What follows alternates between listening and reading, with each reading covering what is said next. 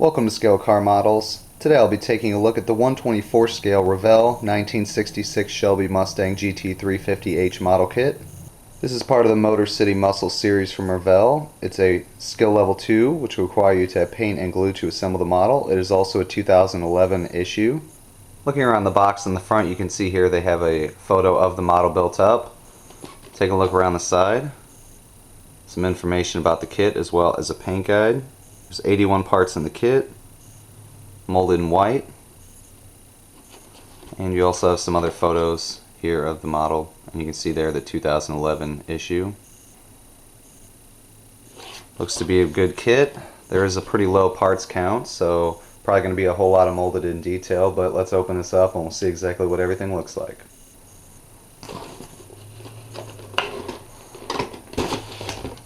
Upon opening the box, you can see everything is nicely bagged up.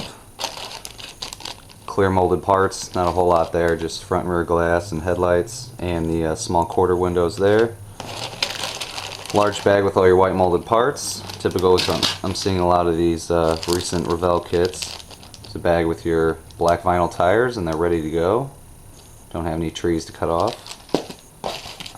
And finally the chrome plated parts tree. Simple yet looks to be pretty nice. And you have the instructions with your decals. Typical Revell monogram fashion here. Some information and photos about the kit as well as your paint guide and the parts count here. And you also have nice exploded diagrams of the letter system for the paint guide. So pretty simple build up. You have your decal placement on the back. And the decals here. Include a lot of stripes. The gold package for the 350H, which is the Hertz rental edition. And these are 2004 release decals, so they are from an older issue. And you have the Hertz license plates. Take a look at this closer here in a second.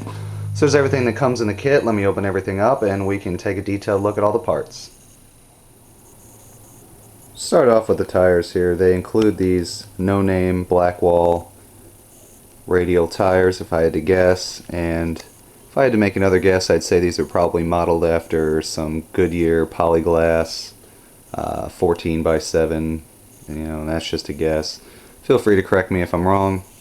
Overall, the tread and everything looks nice on them. A little bit of cleanup. Would have liked to see the original tires, because I wouldn't really call a kit totally authentic and correct if it didn't have the actual tires that were available. However, this is something small and this could be switched out if you choose to do so. So there is the tires that are included. Like I said, overall they look good. And your clear molded parts. Like I said, just generic stuff here. Decals that are included. Really nice gold color, everything looks crisp. And the chrome plated parts. Chrome plating looks pretty good. I wouldn't say it's perfect, but it looks nice. Shouldn't need a whole lot of cleanup or any preparation to get it going. Your grill, nice mag style 5-spoke wheels. And I believe these to be 14-inch wheels. That's what they were a lot back in the day in these old muscle cars. A few other chrome plated add-ons for the engine and the bumpers and everything. Taking a look at all the white molded parts that come in the kit. Start off with the body. Casting is very nice on the body. Looks like minimal cleanup to get everything going. Nice detailing under hood. Firewall lacking a little bit, but overall it's not bad. Have this first parts tree here. Got some interior parts as well as the hood. The hood is a very nice casting. And the underhood detailing is nice. However, there's 4 large sink marks there. And that kind of ruins it. And you got your shifter and steering wheel and some other extra add-on parts there.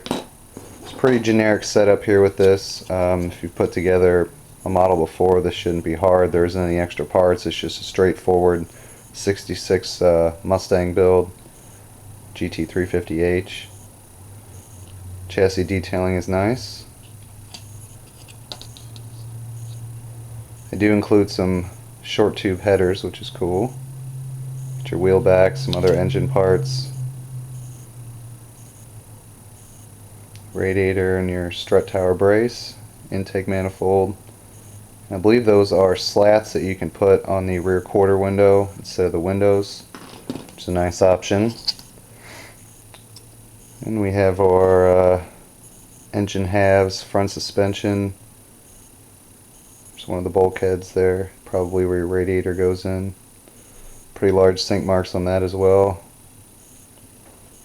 And your rear axle with the leaf springs molded in. It's an open style at the top, which isn't too big of a deal because this will sit up in the car, so you won't really be able to see that.